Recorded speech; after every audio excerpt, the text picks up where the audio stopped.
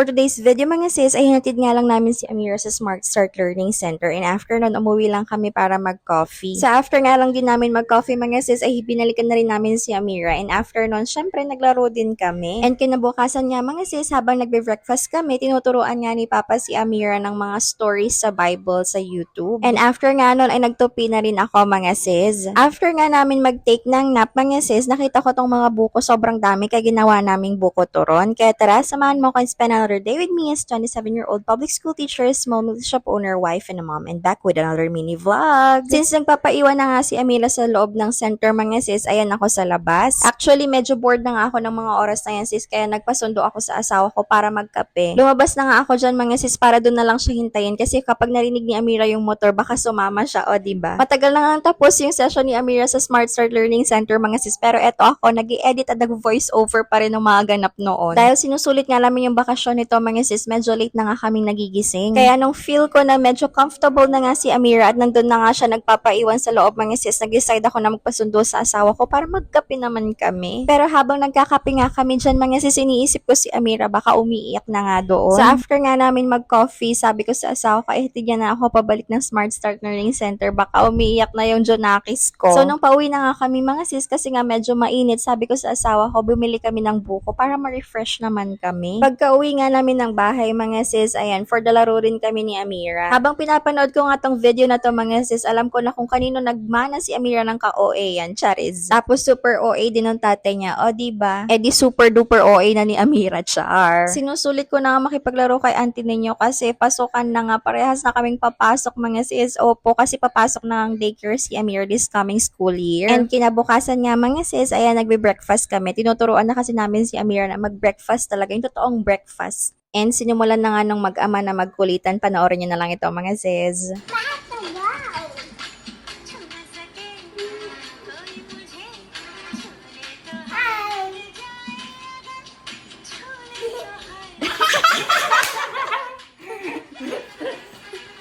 So sa part na to mga sis, sinuturuan ni Papa si Amira ng mga stories sa Bible. So, sa YouTube yan mga sis. Since hindi pa masyadong maintindihan ni Amira yung mga stories na yan mga sis, kinakailangan i-explain pa ni Papa sa kanya mabuti. And after nga namin maligo mga sis, ayan, syempre for the ligpit nga ako ng mga tupiin namin. And ayan si Amira mga sis, pinapanood niya nga yung mga nakaraang vlog ko. Hindi ko alam kung bakit niya pinapanood. For sure, kapag pasukan nga mga sis, itong mga tupiin ko ay matatanggal na naman ng 1 to 2 weeks, char. Kayo ba? Relate ba kayo doon, Charis? Bakit after mo nga kasing maglaba mga sis, anyan, ang dami-dami mo na namang tupiin. And after mo nga magtupi mga sis, aayusin mo yung cabinet. And after a week, ang gulo-gulo na naman. O diba? Hindi ko sinasabing yung asawa ko yun, pero siya nga, char. And pagkababa nga namin ng kwarto mga sis, nakita ko nga itong mga buko dito, medyo malungkot na sila, char. Medyo madami na ngayon mga sis, kaya napag-decidean ko na magluto na lang ng buko turon. Actually, may uploaded vlog na nga ako tungkol dun sa buko turon na yun mga sis, pero gagawa pa rin ako ng panibago. So, ayun lang for today's video. Don't forget to like, follow, share, comment, and subscribe na kagalan din sa aming YouTube channel. Thank you guys for watching. Bye!